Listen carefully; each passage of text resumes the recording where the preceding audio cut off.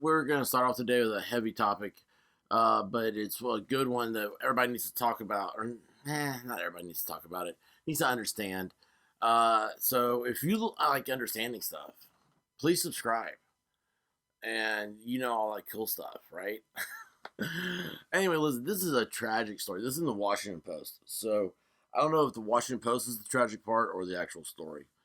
Let's jump into this because this happens in Tennessee. A 12-year-old wrote his governor to oppose a gun law. A stray bullet killed him on Christmas. Just look at that headline. That's a good headline because there's a period, which few headlines have two sentences. And the problem is that the two sentences are about two different subjects. Before winter break, 12-year-old Artemis Rayford wrote a letter to tell Tennessee Governor Bill Lee that he opposed a new law reducing restrictions on guns. Let me tell you what, there's no restriction on guns in Tennessee. It is the most asinine amount of gun laws for a place that it brags about having it. It's worse than Texas. Texas has the worst gun laws in the world. But they're Texas, and they have good PR. So, just letting you guys know that down there in Texas, you need to fix some things. We all do, but man. Before the end of that break, the sixth grader would be shot and killed by one. In his letter, Artemis told Lee that, because like when 6-year-olds write letters to the governor just goes straight to him. He has nothing else to do but to answer these letters. Hang on here. I totally forgot to turn focus on. I apologize. Anyway, he's got nothing else to do. So it's like you write a letter to the governor, and they go straight to his desk. I don't even know if the governor knows where the mailbox is. Okay? I'll tell you what, I've been in Tennessee Capitol probably 100 times. I don't know where the mailbox is. All right. Artemis told Lee that his school's anti-violence initiative with the Memphis Police Department had been discussing a law that went into effect in July, allowing people 21 and older and military service members 18 and up to carry a weapon without any training or permit. See that key right there, that keyword training? This is if you are a pro-gun, you believe in your liberty rights to firearm ownership, quit saying get training. Honest to goodness, you've got to quit saying that because, and I've said this before, anti-gun people will take that as an addendum. Like, you have to have this training, this magical, mythical training. What is training? Training's not in the Constitution. Training is you go out into the, out in the yard, with your grandpa, you go shooting range around the woods, and you shoot at cans with a 22. My gosh, dude, it is not this like James Bond, Mission Impossible, Ethan Hunt training initiative here.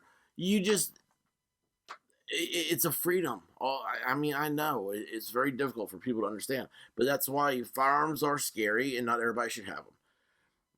But it should be their own choice.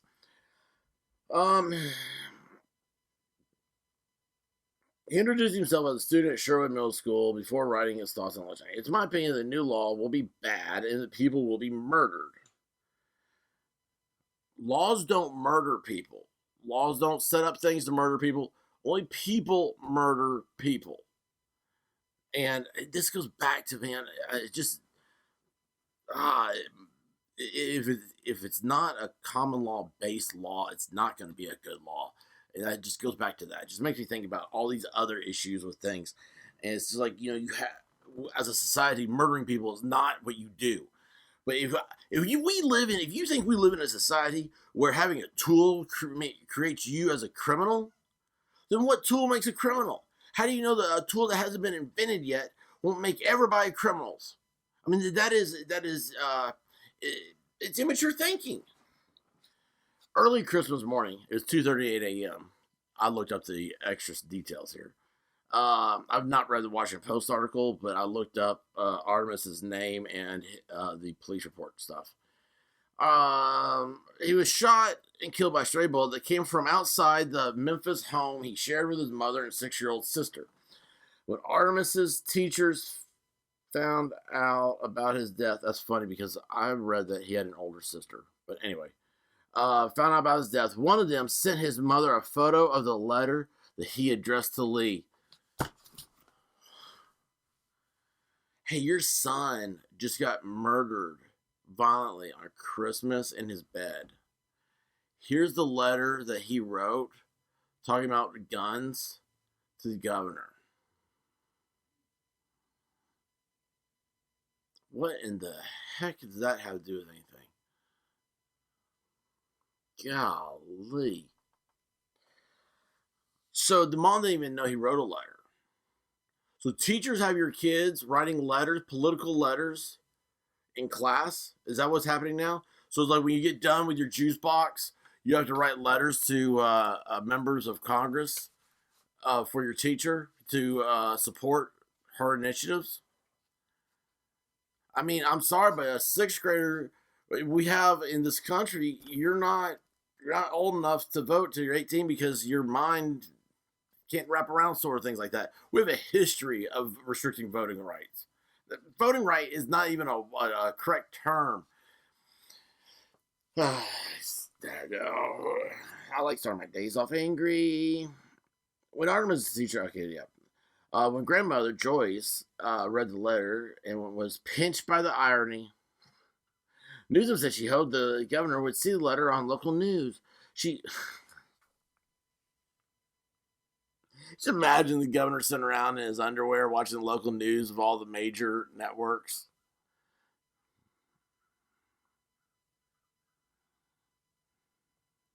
One, two, three, four, five. There's 5 media markets in Tennessee. So every day the governor is sitting around in his underwear, spending, an hour, right? Say there's 20 minutes of news broadcast, an hour every day, watching the local news. Ah, jeez.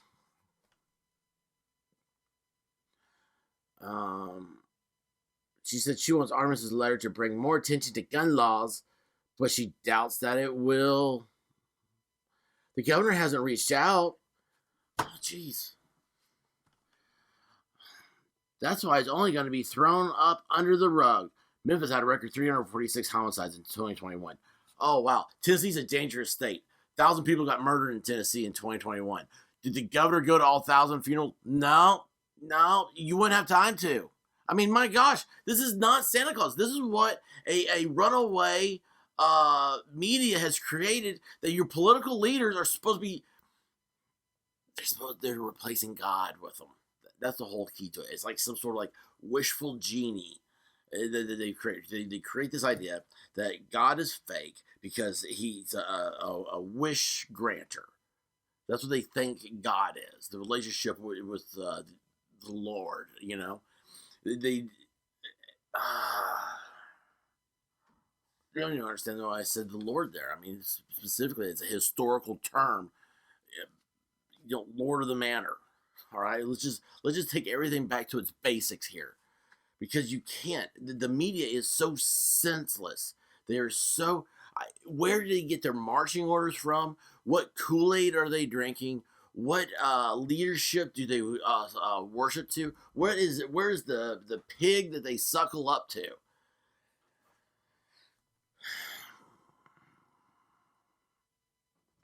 Lewis Brownlee, a spokesperson for the Memphis Police Department, told the Washington Post that the investigators are looking into the senseless act of violence, and the department is asking people in the area to submit tips if they saw it happen the whole night. They don't even have who murdered him. It could have been the teacher.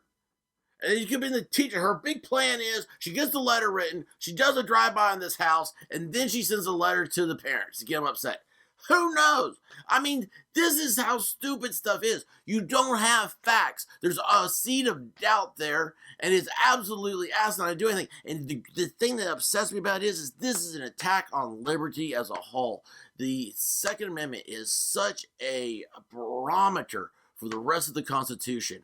And when I say that it's a attack on liberty as a whole, it is everything. There are parts of the Constitution you're like, well, I don't see that in the Bill of Rights. It doesn't mean that you don't have that constitutional right to it. Freedom of speech is a great one. Freedom of speech has become so ingrained into the American ideology that this idea that it can be restricted by businesses and people and stuff is shameful to the very basic intellects of Americans. We don't have that. That's what separates us from the rest of the world. It's like the rest of the world might as well not have thumbs. That's how different we are about that. They don't understand it. You can watch interviews, man on the street stuff, everything else, and they don't understand why America just allows their press or whatever their freedom of speech to run rampant like it is, and yet you see in other countries that restrict it, they have protests all the time. I mean, my gosh, just look up what's happening right now all through Europe over the vaccine mandates they're having. It's absolutely, it would be terrifying if this were the United States. You think Black Lives Matter had a big showing up of white kids protesting? You've not seen anything like you see over in Europe. Look up France, man. France, I don't think they've been out of protesting for like 600 days or something ridiculous. I mean, it is so accepted that it is for them, and then to sit around and have a moral authority over us is you know what? It doesn't matter because I don't care about them because we're Americans, and we should act like Americans. Okay, so Lil Shun, that's what his grandmother called him, Shun. I don't know what that means. He died at 2:38 a.m. on Christmas. How this child wrote a letter about guns, ended up losing his life over a gun, she said. What kind of coincidence is that? That's powerful to me. Okay, all of this is a smoke screen for trying to get prohibition. All right? Whenever they talk about gun laws, it's just a smoke screen. Stricter gun laws or stricter this. It's a smoke screen for total prohibition. Now let's see what little Artemis here really said, because the Sun put up his paper. Dear Governor Bill Lee, we have been discussing in our GREAT's the program that the Memphis Police does for the school system program, the effects of Tennessee's new permitless handgun carry law on our city and communities. I'm a sixth grader at Sherwood Middle School, and it is my opinion that this new law will be bad, that people will be murdered, and I think that people should not have a gun. Okay, that's his opinion. That's fine. Whatever. Okay, that has nothing to do with anything else in the conversation. But let's continue with his thought, the way his mind was thinking when he was there writing this. By the way, he has. I wish I could write like that, but also at the same time, he may be from a different country when you see some of the grammar. 21 up, they say, learn how. Oh, they should. We're going to say that's the words that should. 21 up, they should learn how to use it and need to learn to use a gun to save them or to help you, but not use a gun to kill someone, but use. I'm going to add a few words here to it to just show the power of this statement, but to use a gun to help save your life. He says, but to help you. You should not use a gun to kill someone, but you should use them to help you.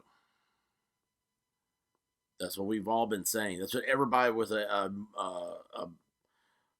moral compass says and understands.